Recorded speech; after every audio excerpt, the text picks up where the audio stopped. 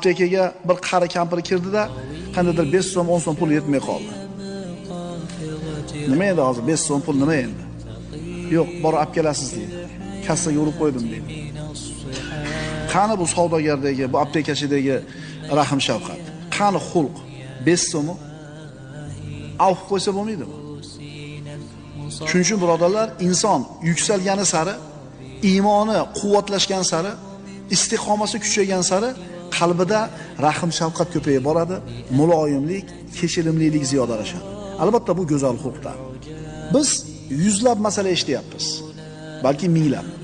Ehtimol yuzlab kitoblar o'qigandirmiz. Ehtimol yodlab ham tashlagandirmiz. Ehtimol o'sha kitobda o'qigan narsamizni kallamizga joylab olgandirmiz. Ehtimol bahs qilib hujjat dalilga yengilab qo'ya olamiz birovni. Lekin shuni o'zi bilan Alloh meni yaxshi ko'rdi deb o'ylasak, biz tushorani xom sanabmiz.